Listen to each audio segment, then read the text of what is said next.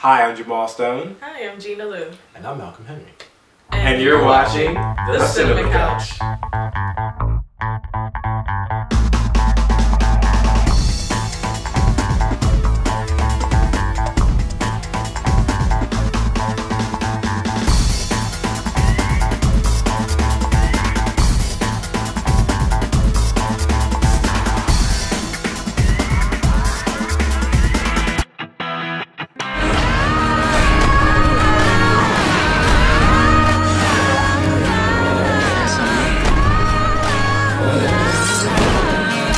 Hi guys, welcome back to the Cinema Couch.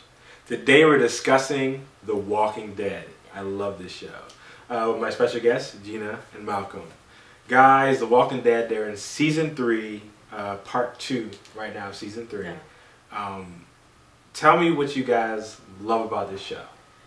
What's not to love? Exactly. It's got everything in it. Love, action, drama, suspense, fear. Everything's in this show. I love it. I have to admit, Comedy. like, I was reluctant to watch the show. I remember Malcolm encouraged me to watch it, and I was like, I don't want to watch it because it's about zombies and, you know, but... There's nothing but blood and gore in it. But, and it's like, that. it never appealed to me, that genre of movie, but I must say, I was completely converted. Like, I love it, and I look forward to every Sunday to watch it, and, She's there before me. I just... It has everything that Malcolm said and more. And it's just well written, smart. It has its humor moments and suspense. There's tons of suspense and mystery, you know? Yeah, it's so funny because it's an old idea. They've been doing zombie movies forever. But a zombie TV show, so many people said that this show's not going to work. Oh, it's a movie idea. You can't do a TV show every week about zombies. It doesn't work. Man, this show works. I love this show. I think what they did differently is, like, you usually see movies where it's like you got to fight through your way of zombies and eventually either the main character dies or he prevails.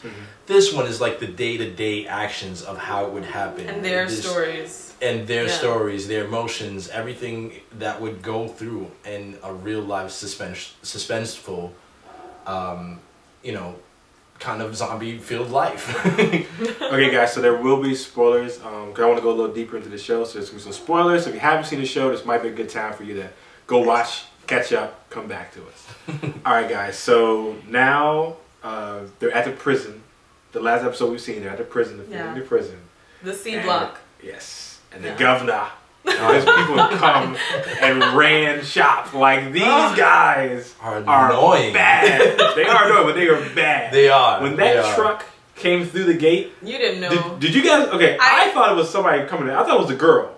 Yeah, I wasn't sure. But I didn't think it was at zombies. First, at first, I thought it was somebody coming to help and rescue. I thought it was Daryl and Merle coming in to help. Right. Then when I saw the governor give off his little smirk, I was like, oh shit, they got zombies in the back. They got zombies in the back. Yeah. I mean, they are not playing. And there's characters I love, and there's characters that I'm starting, like, okay. Yes. Rick was my all-time favorite character in the show. He's so awesome. He's sheriff, he has a gun, he's bad. Yeah. He's going a little crazy with now. a conscience. I don't know about Rick now. With conscience. Yeah, with conscience. But now Rick is so... gone. He's gone. Like, he's seeing his wife, and he just goes off into, like, he's went off behind the gate and with all the totally zombies. forgets. He's seen Shane in one episode, too. Like, you know, getting ready to fight him and everything. Right.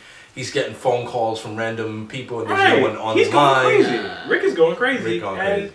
And he's slowly starting to become not my favorite character. Yeah, me too. Because he's losing sight of what's important and the people that he's protecting. Right. You know, he's leaving. He left them totally vulnerable. He did. Yeah. I wouldn't say he was my favorite, but he was definitely he was the second best of it up there. Okay. Who was your favorite? Daryl. You gotta love Daryl. And I didn't like Daryl at first. Nobody liked Daryl at first. He was an a-hole. But now you love Daryl. I love Daryl since Boondock Saints. Oh, yeah. His character. Okay. I mean, the actor. I loved him since then. Yeah. Him coming into this movie being the hillbilly that he is, the racist hillbilly, and then him growing to love everyone, black, white, Chinese, and becoming a family with them. Right. Yeah. I felt like he was the protector. He was, what's his name? Daryl was Sir Lancelot. Okay.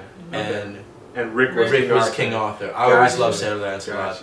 He was the underdog that came up and was the became the knight in shining armor that helped rescue everyone out. Okay. One thing that I love about the show are the black characters. The funny thing is, I don't know if you guys noticed out there. I don't know if you guys noticed this, but I noticed this Walking Dead team. I see what you're doing. There's one little thing about the show. If you notice, watch season 3. Every time a black person dies, another black person comes in that same episode to replace them. I love. Yeah. Have you guys noticed this? Yeah, yes, I did. I did. When T-Dog which died, I appreciated. the prisoner that new black prisoner was introduced. Same episode. Yes. And now the same episode he died. The group of those 4 group of stragglers, they came in that same episode. It did. So every time a black man dies, another black man comes in and replace him, which I appreciate. At least you're gonna kill. If you're gonna kill him off, at least give us another black character that we can relate That's to. what we got. But we do have Michonne. Thank you. Michonne is awesome. She is one wicked. of the toughest ones. She's a tough chick, and it's so funny. She's like out of place in this movie. I feel she's out of place. Yeah. I'm like, what is a girl with an African girl with a samurai sword doing in The Walking Dead? She's so out of place. It's so interesting. I know nothing about her. Yeah. Nothing. And that's what I'm like. I'm dying. Like, what's her history? Her backstory. How did she learn all of this stuff? Right. I'm dying. I'm itching to know what's going on. Yeah. She's great. Everybody in the show is great. I love. I think she's became my second favorite. She's your second favorite now. Daryl's my first. She's my favorite now. She's been pushed up to my second. She's number 1 for me. And Daryl's number 2. Daryl's number 2. And then Rick's number 3. I want Rick to be number 1 again. I want Rick to jump back up. I do. Like I prefer Carl at this point. Carl is Rick. cool. It's a tough little kid. That's a tough little kid. I'm sorry when your son is keeping is a little tougher than you and telling you to step down. Yeah. I'm like it's hard not to love the kid. Yeah. He shoots his own mother because he's afraid that his mother will turn on everyone. Yeah, that's what we're led to believe, but there's speculation that she might be still alive. Yeah. Because you never saw her body. Right. But what about the zombie with the big belly? Assuming they ate her whole body. That could be explained in other ways. Perhaps this zombie came in full and just crashed. But if he didn't shoot her, you're saying that she's just one of the zombies walking around the... Well, we don't know. We don't know. Yeah. But there is some speculation. I've been hearing speculation, especially watching Talking Dead too, that she may be alive. Okay. Oh, you say she may be alive, like she didn't die during the ride. That would be awesome. Yeah. I like that. Yeah. I mean, if that's true, if that is speculation, but if that's true, I would really like that. Yeah. I mean, they never showed her die. They never showed Shane shoot her, but Shane was really not Shane. Carl shoot her. Yeah. But Carl was really kind of. He never cried. Yeah, he did. Either he's a really tough kid or he's lying. You're right. Which could be the one. Speaking of which, that episode where Lori supposedly died and Rick found out, oh my gosh. I love the next episode. Wasn't that moving? Yes. Oh my gosh. You talking about when, when he broke down. He cried.